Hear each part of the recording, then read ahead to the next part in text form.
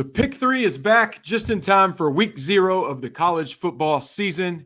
It is me, Drew Franklin, with Nick Roush and Adam Luckett, trying this again after a second season. I don't remember our results, but I don't feel like any of us did well, so we'll just pretend that didn't happen. But this year is going to go great as we each give our 3 picks for the weekend in college football. We'll keep a running tally as the year goes on to see who wins at the end. We'll do the golf style where whoever wins each week gets to host the next week. I've started this now, but let's just get right to it. And how about Roush? You want to go first with your first pick, and we'll go around the circle.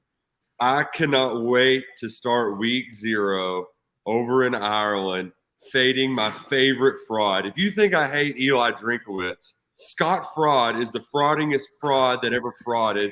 He's a loser. You cannot – gambling is supposed to be fun, but you cannot gamble – with 13 points for Nebraska. The Nebraska Cornhuskers winning a game by 13 points. Get out of here. Way too many points. Give me the Northwestern Wildcats and the Fighting Fitzgeralds in Ireland. If Fitzgerald ain't losing by 2 touchdowns in Ireland, give me the Wildcats. I hate to do it this early in the season, but I'm on the Roush wagon here. Northwestern plus 13. 4 of the last 5 meetings between these two teams have been one-possession games. Last year got wonky late in the season. Northwestern was a little bit wound down. Nebraska's got a lot of transfers, new offensive coordinator, a lot of change there. It's just a lot of points. They've been really bad under Scott Frost, specifically in these early season games. You go back and look at – he's got a lot of losses on the resume, but a lot of them have come early in the season. So give me Pat Fitzgerald. And this is the year to back Northwestern, right? Off a bad year. Not a lot of preseason hype. Give me Northwestern. South Carolina transfer, Ryan Olinsky at quarterback. I like the Purple Cats, plus 13. Sneaky money line pick there, I think, if you wanted to sprinkle a little on it. And I think there'll be more points than people are expecting. I think both these offenses these are offensive-driven teams early. So maybe look at that over 50 too as well. Well, this is a pretty lame way to kick off the season, but we did not speak before we started this, and I have written down in bold my first pick was Northwestern. Like Nick said, you got a Fitzgerald in Ireland. All the points you all have made, I had written down, so I'll just go to – I guess we didn't address the offensive lineman issue at Nebraska. If you thought they were puking a lot in practice, wait till we get over there and have some of that Guinness and have to show up for that game. So I'm joining you. I don't know if it's a lame way to start it or a great way. We'll go ahead and call it the lock of the pick 3, but all of us starting on the same train with Northwestern plus 13. Roush, how about some variety this time around? Who you got in pick 2? Well, I'm moving on. I'm just going through the slate, right? It is a lighter slate. But if you got a Power 5 team versus a G5 team with Illinois against the Mountain West Wyoming Cowboys, Josh Allen ain't walking through that door, all right? Bert Bielema, Bert is back, and Bert's better than ever. He said it this offseason, I didn't come here to win 5 games a year. And by God, he's not going to do it. He's going to roll out the big dogs and steamroll Wyoming. Take the Champagne Poppies minus 11, Fighting Illini. Best thing about week 0 here is you get some of the deep cuts. You have to go find some value plays. So I'm digging into the group of 5 here for my next play. Charlotte at Florida Atlantic.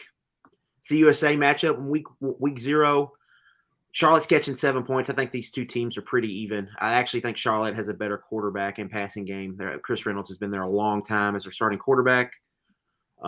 Will Hilly's kind of a popular guy out there, likes to dance in the locker room after wins. I think Charlotte's got a great chance to go down there to Boca and win straight up, let alone getting the 7 points on the key number. So give me the 49ers plus 7. Well, for me, I might as well go ahead and set my money on fire because, again, I have the exact same pick as Nick Roush. Oh, man. Going with Illinois. Their record wasn't great last year, but they finished strong, had 2 ranked wins there at the end of the season. I'll be honest, I don't know a whole lot about the opponent. I just read a lot about inexperience. So that just gives me more confidence in him having a good second year there and the way they finished that year last year. I'm on the Illini with Roush. Well, the last game of the night, this is going to be the degenerate's paradise in Hawaii, Vanderbilt at Hawaii. And as much as I like the Commodores, if you listen to 11 personnel, I'm riding with their season win total. But you know what? It's okay to hedge that bet a little bit.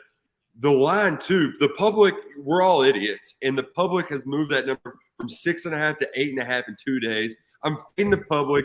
Give me the Rainbow Warriors and all of the points. Let's go Hawaii. I'm not taking the bait there. I looked at it long and hard. I just couldn't get on either side there in Hawaii, Vanderbilt. But I will be watching with joy. I'm sticking in the CUSA. This is a CUSA podcast this week. North Texas at UTEP.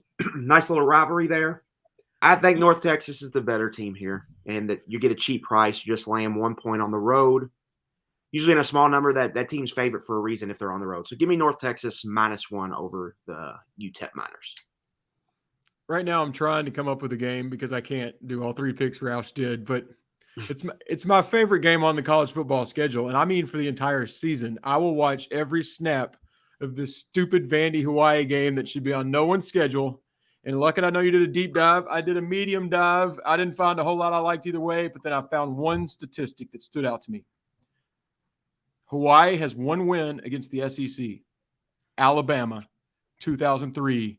Quarterback Timmy Chang, now the head coach of Hawaii in his first year. They're going to get their second SEC win with the Chang gang. And I'm on the rainbow with Roush. We're in it together, bud. All 3 picks. So we're going to tie whatever happens, but I couldn't change it because I am so excited for that stupid game. I'm gonna be drinking coffee at 9 p.m. pre-gaming for it, but I cannot wait. Mike Wright is going to do something awesome, and it's going to be spectacularly awesome, then spectacularly bad. Just running around, slinging it. It's for all the sickest of the sickos. This is collusion. I didn't know what I was getting into. I didn't know I was facing a team here. I didn't know it was 2-on-1 here at pick 3. I'm not very proud of this. Maybe in the future we should at least talk before we hit record, but here we are. I mean, we all liked our picks. Well, there's only 7 games or so this week. It's next week. It might be pick 550 because we're betting them all. All right. Week 1, that board is looking tasty, and it's going to be a pleasure. Just make sure you are subscribed to the KSR YouTube channel. We're going to have these videos coming out every Thursday before the games start because you bet your buns I'm betting the Boilers against Penn State next week. Down with the drain, James Franklin. Hammer down, Boiler up. Before we shut it down, we'll just throw in a little bonus pick. Where are you all in the season win total? Someone texted me earlier and said they found 7.5 on the internet. So I will be looking for that and throwing my wallet at it if I can get it. But let's call it 8.